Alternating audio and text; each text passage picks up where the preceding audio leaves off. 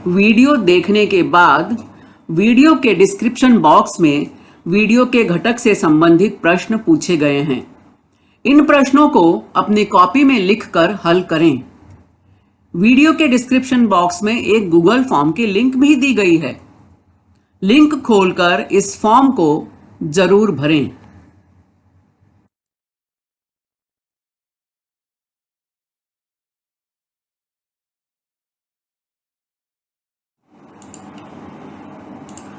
अभी जिस लिंक के बारे में मैंने बात की वह लिंक यहां दी गई है। तो डिस्क्रिप्शन बॉक्स में यह लिंक आपको मिलेगी। इस लिंक को ओपन करें। लिंक के ऊपर इस तरह से आपको सूचना भी मिलेगी। अपना अभिप्राय नीचे दी गई लिंक में अवश्य व्यक्त करें। तो इस लिंक को जरूर खोलें। इसमें जो भी प्रश्न पूछे गए हैं उनके उत्तर आपको देने हैं। बहुत ही सरल और सामान्य प्रश्न है, इसलिए आप सभी से विनम्र निवेदन है कि इस लिंक को जरूर जरूर खोलें और इसे भरें।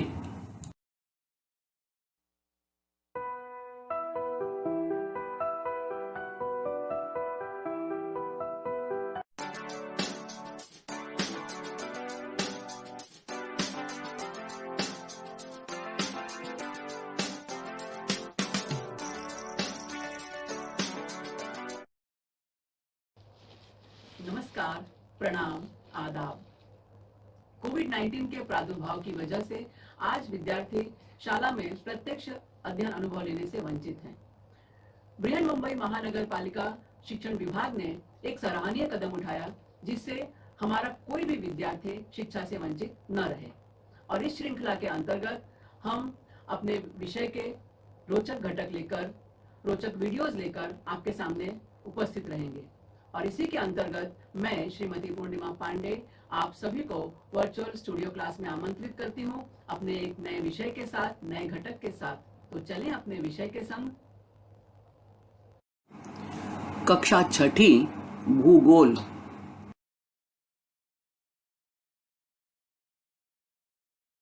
पाठ 9, ऊर्जा संसाधन। ऊर्जा संसाधन यह भूगोल की एक शाखा मानवीय भूगोल का हिस्सा है। और जैसा कि आप स्लाइड देखते हुए बहुत कुछ समझ सकते हैं बच्चों, यहाँ पर हमें बल्ब दिखाई दे रहा है और इस बल्ब में हमारी धरती है, हमारे कुछ बिल्डिंग्स, भवन दिखाई दे रहा है। और यहाँ पर हम देख रहे हैं कुछ लोगों को दौड़ते हुए। तो इसको देखकर भी हम कुछ अंदाजा लगा सकते हैं कि आज हमारा जीवन किस दिशा में दौड़ रहा है।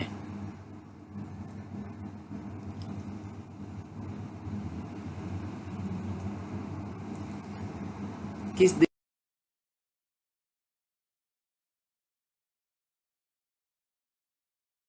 और हम देख रहे हैं कि हमें कुछ भी काम करने होते हैं तो हमें कुछ चीज़ों की आवश्यकता होती है। लेकिन इस स्लाइड में आपको क्या दिखाई दे रहा है? इस स्लाइड में हम देख रहे हैं सूरज, यहाँ पर कुछ हमें दिखाई दे रहा है पंखा जैसा। यहाँ बादल हम देख रहे हैं। यहाँ कुछ स्ट्रक्चर हम देख रहे हैं। ये स्ट्रक्चर क्या है इसकी चर्चा आगे हम करेंगे। यहाँ पर हमें सोलार पैनल दिखाई दे रहे हैं। और प्रकृति हमारे आसपास है। हम प्रकृति के बीचों बीच हैं। चलो यहाँ देखते हैं यहाँ क्या काम हो रहा है। वाह, कितना सुंदर। एक गाड़ी अपनी गति से अपनी मंजिल की ओर चलती जा रही है, कहीं रुकने का नाम नहीं ले रही है। यहाँ पर भी हम देख रहे हैं गाड़ी अपनी दिशा में आगे बढ़ रही है। चाहे सपाट रोड हो, चाहे ऊंचाई वाला रास्ता हो, चढ़ाई वाला रास्ता हो, गाड़ी अपनी दिशा में बराबर चलती जा रही है। यहाँ हम देख रहे हैं कोई व्यक्ति है जो अपने कपड़ों पर कुछ काम कर रहा है। क्या काम कर रहा है? तो कपड़ों पर प्रेस कर रहे हैं। बगल में यहाँ शायद वॉशिंग मशीन रखी हुई है।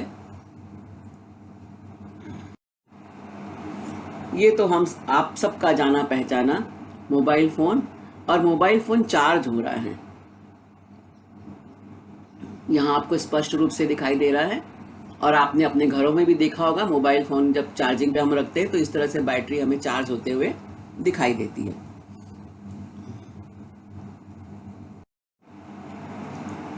यहाँ पर हम देख रहे हैं पंखा चलता हुआ। गर्मी के मौसम में तो बिना पंखे के बैठना भी हम नहीं गवारा कर सकते। और यहाँ हमारे किचन में काम करता हुआ, हमारे लिए मसाले पीसता हुआ, हमारे लिए जूस बनाता हुआ, बहुत सारा काम करता है हमारे लिए ये हमारा मिक्सर। तो हम देखते हैं कि चाहे रास्तों पर गाड़ी का चलना हो या मोबाइल फ़ोन का चार्ज होना हो, घर में पंखे का चलना हो, किचन में मिक्सर का उपयोग करना हो, या अपने कपड़ों पर प्रेस करने के लिए, इस्त्री करने के लिए हम प्रेस का उपयोग करें, हमें किसी न किसी रूप में कुछ चार्जिंग की आवश्यकता होती है। चार्जिंग की मतलब जब गाड़ी चलती है, कार चल रही है, ऑटो रिक्शा, बस ये चल रहे हैं, तो हमें उसके लिए कुछ ईंधन की आवश्यकता होती है। वो ईंधन किस रूप में होता है? वह ईंधन होता है पेट्रोल या डीजल के रूप में। मोबाइल जब चार्ज करते हैं तो हम चार्जर कहाँ लगाते हैं? तो हम प्लग में चार्जर लगाते हैं और हमारा मोबाइल चार्ज होता है। तो मोबाइल को चार्ज होने के लिए भी एक एनर्जी चाहिए। वो एनर्जी कहाँ से मिलती है? बिजली से, इलेक्ट्रिसिटी से। उसी तरह से हम जब पंखा हमारा चलता है तो पंखे को चलाने के लिए भी हमें किसी न किसी ऊर्जा की आवश्यकता होती है। अपने आप पंखा नहीं चलता। पंखा चलाते हैं तो हम बिजली का स्विच ऑन करते हैं और स्विच ऑन करते ही पंखा चलने लगता है। या हम जब कपड़ों पर प्रेस करते हैं तो हम वायर को प्लग में लगाते हैं और उससे प्रेस करते हैं। कई जगह हमने देखा होगा कि प्रेस करने के लिए हमें इलेक्ट्रिसिटी की ज़रूरत नहीं पड़ती है। तो ऐसे जो प्रेस करते हैं लोग, वहाँ पे वो लोग प्रेस में पत्थर का कोयला भरते हैं, कोयला जलाते हैं और उसकी गर्मी से हम कपड़ों पे प्रेस करते हैं। तो कहने का तात्पर्य यह कि जो भी हम कार्य करते हैं उसके लिए हमें किसी न किसी रूप में कुछ चार्जिंग की आवश्यकता होती है, और ये चार्जिंग अलग अलग रूप में हमारे सामने होती है। कहीं पर ईंधन के रूप में हो रही है, ईंधन को हम जला रहे हैं तो हमको चार्जिंग मिल रही है। कहीं हम बिजली का उपयोग कर रहे हैं तो हमारा चार्जिंग हो रहा है। मतलब हमें शक्ति की आवश्यकता होती है, और यह शक्ति जो होती है इसे हम ऊर्जा के रूप में जान सकते हैं, समझ सकते हैं। जैसे हम जब दौड़ते हैं, एक्सरसाइज करते हैं, व्यायाम करते हैं, योग करते हैं, तो हमें शरीर में एक तरह की ऊर्जा की आवश्यकता होती है। यदि हमारे शरीर में, हम लोग बोलते हैं ना, एनर्जी नहीं रह गई है दौड़ने के लिए या काम करने के लिए, वो एनर्जी क्या है, शक्ति क्या है? वो है आपके शरीर में निहित ऊर्जा। तो ऊर्जा जो है यह हमारे जीवन का अनिवार्य अंग है, अनिवार्य हिस्सा है। ऊर्जा नहीं तो जीवन नहीं। यहाँ हम देखते हैं कि जिस ऊर्जा की हमें आवश्यकता होती है, जिस ऊर्जा का हम अपने दैनिक जीवन में उपयोग करते हैं, वो हमें मिलती कहाँ से है? तो सबसे पहले जो हमारे ध्यान में आता है कि वो हमें मिलती है कहाँ से? बिजली से, इलेक्ट्रिसिटी से। और हमने अपने घरों के आसपास कहीं भी, चाहे हम शहर में रहते हों, चाहे ग्रामीण भागों में रहें, चाहे छोटे शहरों में रहें, इस तरह के बिजली के खंभे हमने कहीं ना कहीं देखे ही होंगे। और ये जो बिजली के खंभे हैं, इससे बिजली की सप्लाई होती है, इलेक्ट्रिसिटी की सप्लाई होती है। और इस बिजली से हमारे घरों में पंखे चलते हैं, ट्यूबलाइट्स चलती है, बल्ब जलते हैं, किचन में फ्रिज का इस्तेमाल होता है तो फ्रिज चलता है, टीवी हम सब देखते हैं, टीवी चलता है, हमारा मोबाइल चार्ज होता है, बिल्डिंग्स में अलग अलग फ्लोर पे जो लाइट जलती है, बल्ब जलते हैं, उसमें उसका इस्तेमाल होता है। पानी सप्लाई करने के लिए, ऊंची ऊंची बिल्डिंगें होती हैं तो पानी सप्लाई करने के लिए जो पंप चलता है, वो सारे चीज़ें जो है इसी बिजली से संचालित होती हैं। इसके अलावा बिजली का उपयोग हमारे जीवन में और कहाँ होता है? तो हम देखते हैं कि इसके अलावा लोकल ट्रेन चलने के लिए, और जो एक्सप्रेस ट्रेन होती है या मेल ट्रेन, उनके संचालन के लिए, क्योंकि आजकल हम बिजली के इंजन का उपयोग करते हैं। प्राचीन समय में, प्राचीन मतलब बहुत पुराने समय की बात नहीं, आज से हम 100 साल पहले की बात करें तो उस समय कोयले के भाप से चलने वाले इंजन का इस्तेमाल होता था। मैं ये विश्व स्तर पर बात कर रही हूँ, और हमारे भारत में तो आज से 50-60 साल पहले भी कोयले के भाप पे चलने वाले इंजन का इस्तेमाल होता था। आज लेकिन ऐसे इंजन का इस्तेमाल लगभग न के बराबर है और आज हम बिजली से चलने वाले इंजन का प्रयोग देखते हैं। इसके अलावा बड़े बड़े फैक्ट्रीज में बिजली की आवश्यकता होती है, बिजली की आपूर्ति होती है और फैक्ट्री का संचालन होता है।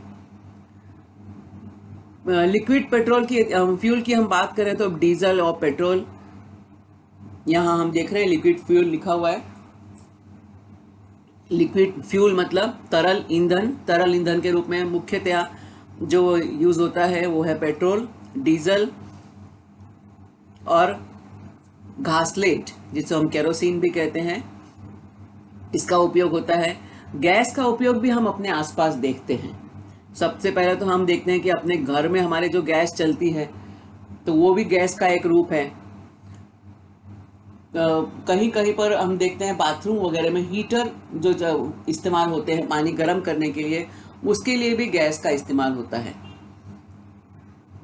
आजकल पाइप गैस आ गई है। पाइप गैस में भी उसमें भी हमें गैस मिलती है, घरों में पाइप गैस का प्रयोग हो रहा है। तो गैस के भी अलग अलग उपयोग हम अपने दैनिक जीवन में देखते हैं। इसके अलावा ऊर्जा के कुछ नए स्रोतों पर भी आजकल काम चल रहा है, उन पर हम बात करेंगे आने वाले स्लाइड्स में।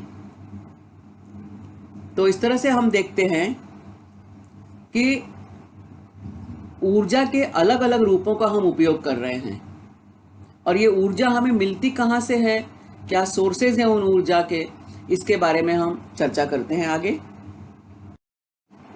और इस ऊर्जा का उपयोग हम अपने दैनिक जीवन में भी लगातार करते हैं। उसके प्रारूप अब बदलते जा रहे हैं। पहले केवल हम घर के लाइट पंखे चलाने के लिए बिजली का इस्तेमाल करते थे। आज बिजली का इस्तेमाल पानी गर्म करने के लिए भी हो रहा है, मोबाइल चार्ज करने के लिए भी हो रहा है, चाय बनाने के लिए भी हो रहा है। अलग अलग अप्लायंसेस आ गए हैं कि आपने वो पॉट लिया और प्लग में लगा दिया, पानी डाल दिया, पानी गर्म हो गया, उसमें चाय बन गई, कॉफ़ी बन गई। यहाँ तक कि गैस भी इलेक्ट्रिक से चलने वाले आ गए हैं। तो बिजली का इस्तेमाल हम अलग अलग रूपों में आज अपने घरों में कर रहे हैं। तो ऊर्जा का जो मुख्य स्रोत हमारे दैनिक जीवन में है वो है इलेक्ट्रिसिटी, यानी बिजली, विद्युत जिसे हम कहते हैं। तो यह विद्युत निर्माण कैसे होता है, किस तरह से उसे हम अपने जीवन में उपयोग कर पाते हैं, तो सबसे उसके प्राइमरी स्रोत जो है वो क्या है, सबसे उसका जो मूल स्रोत है पारंपरिक, वो है कोयला। पहले हम गांव में घरों में जब तक गैस का आविष्कार खोज नहीं हुई थी तब तक हम घरों में ईंधन जलाते थे, लकड़ी जलाते थे, कोयला जलाते थे। उसके बाद बिजली आ गई है तो उससे अब बल्ब वगैरह बिजली से चलते हैं। यहाँ पर आपको विंड मिल दिखाई दे रही है, यहाँ कुछ सोलर पैनल दिखाई दे रहे हैं, यहाँ कुछ कचरा दिखाई दे रहा है, यहाँ पर कोलतार हम देख रहे हैं। तो इस तरह की बहुत सारे अब वस्तुएं ऐसी हैं, बहुत सारे संसाधन ऐसे हैं कि जिनसे हम बिजली का निर्माण करते हैं। चलो यहाँ कुछ उदाहरण देखते हैं। यहाँ पर एक लड़की है, वो पढ़ाई कर रही है, रात का समय है और लालटेन जलाकर वो पढ़ रही है। कैसे पता चला रात का समय है? क्योंकि लालटेन जल रही है। और लालटेन में किस जलने के लिए, लालटेन को जलाने के लिए किस चीज़ का इस्तेमाल हम करते हैं? तो हम इस्तेमाल करते हैं मिट्टी के तेल का या केरोसिन का हम प्रयोग करते हैं। यहाँ पर हम दूसरा उदाहरण देखते हैं। यहाँ पर खेतों में जब फसल कट जाती है तो फसल को काटकर उसकी बालियाँ, उनमें से दाने, अनाज के दाने अलग किए जाते हैं। बाद में उन दानों में भूसा होता है, तो उस भूसे को अलग करने के लिए जो पारंपरिक रूप से इस विधि का इस्तेमाल किया जाता है।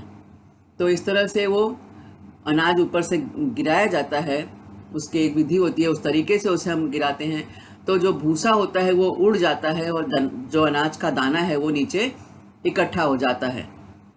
इसी तरह से लड़की के हाथ में हम चक्री देख रहे हैं। ये चक्री हम सभी, आप सभी ने कभी न कभी इसको अपने हाथों में लिया होगा और हवा आती है जैसे तो ये चक्री के पंखे घूमने लगते हैं। यानी यहाँ पर हम हवा का उपयोग कर रहे हैं जो हमारे आसपास मौजूद है, उपलब्ध है, हमें दिखाई नहीं देती, लेकिन हवा तो सब जगह है। तो उस हवा का उपयोग करके ये किसान जो है ये अपना काम कर रहा है, यानी हवा से वो ऊर्जा ले रहा है। इसे हम कहते हैं पवन ऊर्जा। यह दृश्य तो हम सबके लिए बहुत कॉमन है।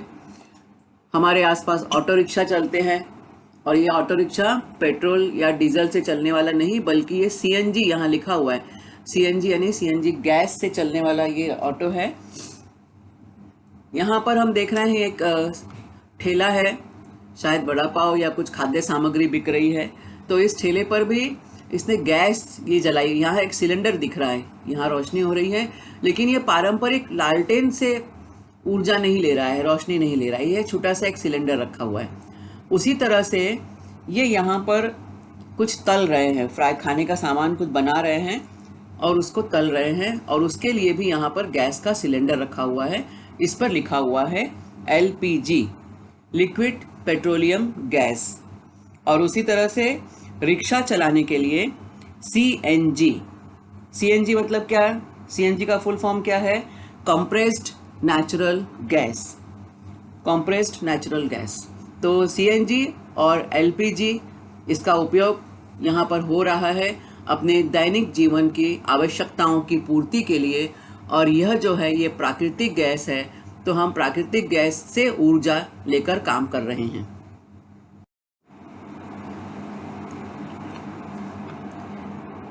पेट्रोल पंप का सीन है ये, हम सबके लिए बहुत ही चिर परिचित दृश्य है। पेट्रोल पंप, गाड़ी में पेट्रोल या डीजल भरते हुए। ये पेट्रोल या डीजल जब गाड़ी में फुल रहता है तो हमारी गाड़ी बराबर चलती है। गाड़ी मतलब हमारी, चाहे वो रिक्शा हो, ऑटो रिक्शा हो, चाहे 4 व्हीलर हो, चाहे वो 2 व्हीलर हो, चाहे बड़े बड़े ट्रक हो, सभी को चलाने के लिए इस तरह से पेट्रोल पंप पर आपने गाड़ियों की भीड़ देखी होगी जहाँ पेट्रोल या डीजल का इस्तेमाल किया जाता है। और इसके अलावा अभी हमने इसकी पिछली स्लाइड में देखा कि हम सीएनजी का भी इस्तेमाल करते हैं। तो आजकल पेट्रोल पंप पर सीएनजी वाले पेट्रोल पंप भी रहते हैं। अब चूंकि उसे हम पेट्रोल पंप कहते हैं इसलिए हमारी आदत पड़ गई है, अदरवाइज उसे हम कहते हैं सीएनजी, यानी गैस स्टेशन, जहां पर गैस भरी जाती है और उस गैस से हमारे वाहन चलते हैं। तो उसे पेट्रोल पंप नहीं कहेंगे, उसे हम कहते हैं गैस स्टेशन। अब चूंकि गैस स्टेशन अब एक नई संकल्पना है, तो हमारे मुंह पे क्या शब्द बैठा हुआ है? Petrol pump. तो रास्ते पे भी कई बार लोग पूछते हैं, यहाँ आसपास कोई पेट्रोल पंप देखा है क्या मैडम, जहाँ पे गैस भी भर सकते हैं? तो अब चूंकि पेट्रोल पंप इतना चलन में आ चुका है कि हमारे मुंह पर वो शब्द वही आता है, लेकिन सही ढंग से उसे कहा जाता है गैस स्टेशन। और ये जो पेट्रोल है या डीजल है, ये जो है इसे हम कहते हैं खनिज तेल। यह प्राकृतिक रूप से उपलब्ध होता है। पेट्रोल या डीजल का निर्माण अभी तक कृत्रिम रूप से पूरी तरह से नहीं बनाया जा सकता है। इसको हम कृत्रिम रूप से इसे नहीं बना सकते।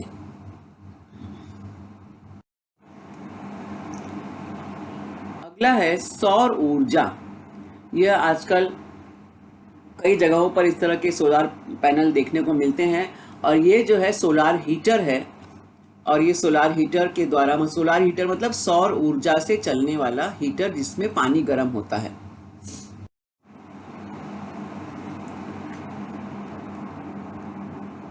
हमारी जो पृथ्वी है वो सौर ऊर्जा से संचालित है। मतलब कि सूरज जो है इससे लगातार ऊष्मा ऊर्जा पृथ्वी को मिलती रहती है और पृथ्वी पर सजीव सृष्टि संचालित होती है। तो कितना सुंदर प्रतीकात्मक चित्र है। सूरज से निकलने वाली जो ऊष्मा है, जो ऊर्जा है, उसको प्लग करके लगा दिया है। यह एक प्रतीकात्मक चित्र है। इसका तात्पर्य यह कि सूर्य से मिलने वाली ऊर्जा जब पृथ्वी तक पहुंचती है, सूर्य की किरणें जब पृथ्वी तक पहुंचती हैं, तो उनसे पृथ्वी पर जो सजीव सृष्टि है उसका जीवन संचालित होता है। यह हम देख रहे हैं विंड मिल या पवन चक्की। ऊंचे पहाड़ी स्थानों पर या समुद्री किनारों पर जहां पर हवा तेज चलती है, वहां पर इस तरह से पवन चक्की ये लगाई जाती है और हवा की गति से ये पंखे घूमते हैं और उससे बिजली का निर्माण किया जाता है। इस तरह के पवन चक्की आपको आजकल बहुत जगह देखने के लिए मिल सकती है और इसके बारे में चर्चा भी लगातार आजकल हो रही है। ऊर्जा प्राप्ति के लिए सोलार पैनल या विंड मिल का उपयोग करना, टाइडल एनर्जी की आज हम बात करते हैं और इन सब को हम कहते हैं ग्रीन एनर्जी। समुद्री किनारों पर हवा थोड़ा तेज चलती है तो यहाँ पर विंड मिल का इस्तेमाल बहुत ही सहजता से किया जा सकता है और यहाँ पर उसके पैनल लगे हुए हैं तो उससे बिजली का निर्माण भी होता है। अभी मैंने टाइडल एनर्जी की बात की, यानी समुद्र में हमारे देश को लंबा समुद्री किनारा प्राप्त है। 3 तरफ से हमारा देश समुद्र से घिरा हुआ है। पूर्व में बंगाल की खाड़ी, दक्षिण में हिंद महासागर और पश्चिम में अरब सागर। तो भारत एक बहुत ही सुंदर देश है जिसे प्राकृतिक संसाधन, प्राकृतिक सौंदर्य प्रचुरता में मिला है। और ये जो समुद्र में हम देखते हैं कि लगातार लहरें उठती रहती हैं, क्योंकि पृथ्वी पर जो भी चीज़ें हैं उनमें जो है गति है, गतिशीलता है, और जो ये लहरें हैं ये भी लगातार चलती रहती हैं। तो इन लहरों के प्रवाह से कंपन होता है और उस कंपन से ऊर्जा का निर्माण होता है। तो हमारे वैज्ञानिकों ने इस पर खोज की, हमारे मतलब पूरे विश्व भर के वैज्ञानिकों की बात मैं कर रही हूँ कि हमारे विश्व भर के वैज्ञानिकों ने इस पर खोज की और ऊर्जा के नए नए स्रोतों को ढूंढने के लिए उन्होंने काम किया और उसमें उन्हें ये विंड मिल की बात जैसे हमने की, पवन चक्की या सोलार एनर्जी या ये टाइडल एनर्जी, इसकी खोज पे बहुत सारा काम हुआ। इसके पहले पार्ट में हम पढ़ चुके हैं कि जनसंख्या विस्फोट के कारण प्राकृतिक संसाधन जो है, जैसे मृदा है, मिट्टी है, इसका दोहन हो रहा है।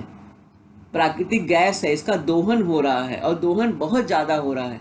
तो आने वाले समय में ये संसाधन हमारे लिए कम पड़ सकते हैं, लेकिन हमारी ज़रूरतें तो खत्म नहीं होंगी।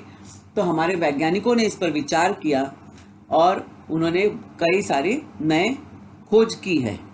उसमें टाइडल एनर्जी भी एक उनकी प्रमुख खोज है, जिसमें समुद्र की लहरों में जो उनके प्रवाह में जो कंपन होता है, उस कंपन से जो विद्युत या जिस ऊर्जा का निर्माण होता है उसके द्वारा बिजली बनाना। अब आपके मन में ये प्रश्न उठता है कि ऊर्जा क्या है? तो ऊर्जा वस्तुओं का एक गुण है जो अन्य वस्तुओं को स्थानांतरित किया जा सकता है या विभिन्न रूपों में रूपांतरित किया जा सकता है। सभी लोगों में ऊर्जा है और यह ऊर्जा जो है वस्तुओं का एक गुण है। हर वस्तु में ऊर्जा होती है और उस ऊर्जा को हम स्थानांतरित कर सकते हैं या उसको अलग अलग रूपों में बदल सकते हैं। रूपांतरित कर सकते हैं मतलब बदल सकते हैं। एक रूप में कोई चीज़ है, रूप में अंतर करना, वो रूपांतरण या उसका रूप में बदल देना। किसी भी कार्यकर्ता के कार्य करने की क्षमता को ऊर्जा कहते हैं। तो हर एक व्यक्ति के पास कार्य करने की क्षमता है और कार्य करने की जो क्षमता उसके अंदर है वही उसकी ऊर्जा है। जैसे ऊंचाई से गिरते हुए जल में ऊर्जा है, क्योंकि उससे एक पहिए को घुमाया जा सकता है जिससे बिजली पैदा की जा सकती है। सूरज से मिलने वाली रोशनी में ऊर्जा है, क्योंकि उससे हमारा पैनल, सोलार पैनल गर्म होते हैं और उसमें विद्युत निर्माण होता है। विंड मिल, हवा में ऊर्जा है, क्योंकि हवा के द्वारा वो पंखे घूमते हैं अपने आप और उसके बाद हम उससे ऊर्जा, विद्युत की निर्मित करते हैं। तो जिस भी कार्यकर्ता में कार्य करने की क्षमता है वह कार्य क्षमता ही उसकी ऊर्जा कहलाती है। यहाँ हम चित्र में देख रहे हैं किस तरह से धनुष बाण द्वारा ऊर्जा उत्पन्न होती है। जब धनुष से शिकार करने वाला कोई शिकारी डोरी को खींचता है, यहाँ हम देख रहे हैं डोरी खींचते हुए उसको, ये डोरी पीछे की तरफ खींचता है तो धनुष में ऊर्जा आ जाती है, जिसका उपयोग बाण को शिकार तक चलाने में किया जाता है या बाण को निशाने तक पहुंचाने के लिए किया जाता है। यहाँ पर हम देख रहे हैं, यहाँ पर आपको कहीं खदान में चट्टानें टूटती हुई दिखाई दे रही हैं, और इस तरह के दृश्य आपने कई जगह डॉक्यूमेंट्री फिल्म्स में या जंगल मूवीज में आपने देखे होंगे। बारूद में ऊर्जा होती है जिसका उपयोग पत्थर की शिलाएं तोड़ने में होता है। बड़े बड़े पहाड़ों को तोड़ना होता है या खान में खुदाई का काम करना होता है, तो उसके लिए बारूद का उपयोग किया जाता है। यहाँ पर हम देख रहे हैं पानी, बहता हुआ पानी है, और पानी के द्वारा यहाँ टरबाइन चल रहा है, जनरेटर द्वारा विद्युत निर्मित का काम हो रहा है। तो बहते पानी में ऊर्जा होती है जिसका उपयोग पनचक्की चलाने में अथवा विद्युत निर्मित में अथवा किसी अन्य काम के लिए किया जा सकता है। जब पानी लगातार ऊंचाई से गिरता है या बहता पानी है तो इसमें ऊर्जा होती है। इस ऊर्जा का हम उपयोग अलग अलग कार्यों के लिए कर सकते हैं और करते भी हैं। यहाँ पर हम देख रहे हैं बिजली की धारा में ऊर्जा होती है जिससे बिजली की मोटर चलाई जा सकती है। और यहाँ हम देख रहे हैं सोलार पैनल और सोलार एनर्जी का उपयोग। सूर्य के प्रकाश में ऊर्जा होती है। हम देख रहे हैं सूर्य का प्रकाश यहाँ पड़ रहा है और ये सोलार पैनल लगे हुए हैं। ये सोलार पैनल जो है सूर्य की ऊर्जा को अवशोषित कर लेते हैं और इसको बाद में ग्रिड में भेजकर इसको विद्युत में निर्मित की जाती है। और उस विद्युत का प्रवाह जब घरों में होता है, उसकी सप्लाई जब घरों में की जाती है, तब घर के सभी सामान जो है उनका हम उपयोग कर सकते हैं। तो सूर्य के प्रकाश में ऊर्जा होती है जिसका उपयोग प्रकाश सेलों द्वारा बिजली की धारा उत्पन्न करने में किया जा सकता है। तो इस तरह हम देखते हैं कि कार्य कर सकने की क्षमता को ऊर्जा कहते हैं। चाहे वो सूर्य प्रकाश के द्वारा जो कार्य हो रहा है, पानी के प्रवाह के द्वारा ऊंचाई से गिरते हुए पानी की धारा के कारण जो काम हो रहा है, तो वो पानी की धारा के कारण जो काम हो रहा है वो काम ऊर्जा नहीं है। सोलार पैनल के द्वारा जो काम हो रहा है वो काम ऊर्जा नहीं है। लेकिन जो सौर ऊर्जा है, जो सूर्य की किरणों में जो शक्ति है जिसके द्वारा काम हो रहा है, वह शक्ति ऊर्जा है।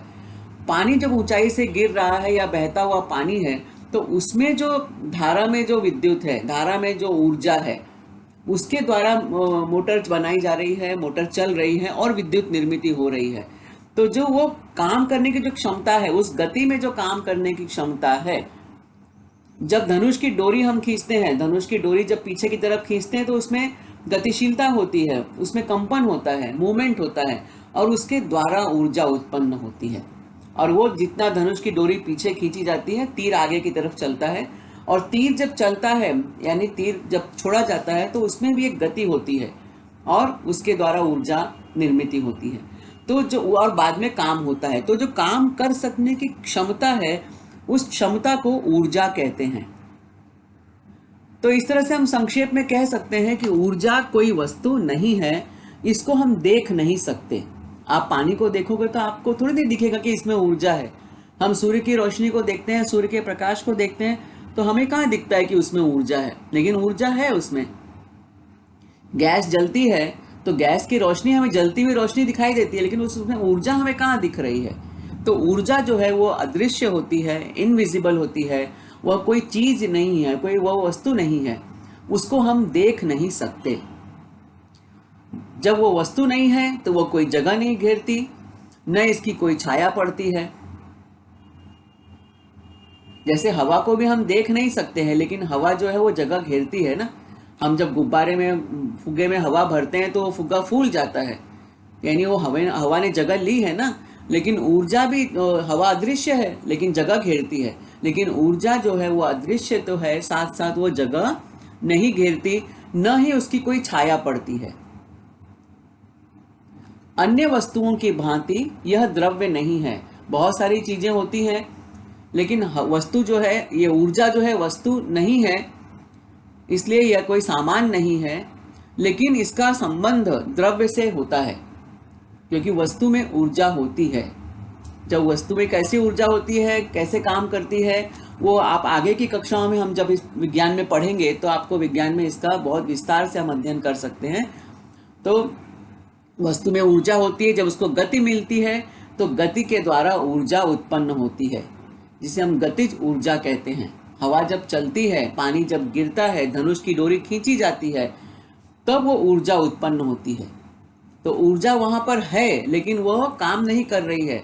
जब उसको धनुष की डोरी खींची गई तब वो तीर आगे चला और तीर ने काम किया। पानी में, बहते हुए पानी में ऊर्जा है। जब वो पानी, बहता हुआ पानी या ऊंचाई से गिरता हुआ पानी जब उस मोटर पे पड़ता है, गिरता है, तो मोटर के पंखे घूमते हैं और वो टरबाइन के रूप में काम करता है और विद्युत निर्मित होती है, तब ऊर्जा काम करती है। तो इस तरह से हम ऊर्जा को हम देख नहीं सकते,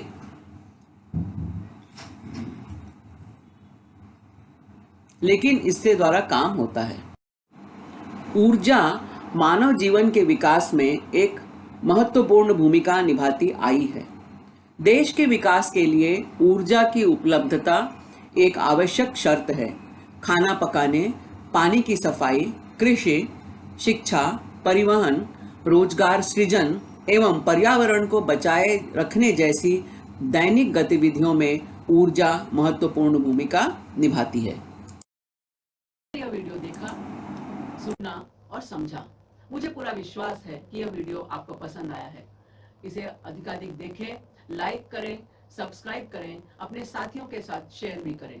आपके सुझाव और आपके कमेंट्स नीचे कमेंट्स बॉक्स में अपेक्षित हैं। कृपया हमें इनसे जरूर अवगत कराएं। तो मिलते हैं अगले वीडियो में किसी नए विषय के साथ, किसी नए घटक के साथ। तब तक धन्यवाद।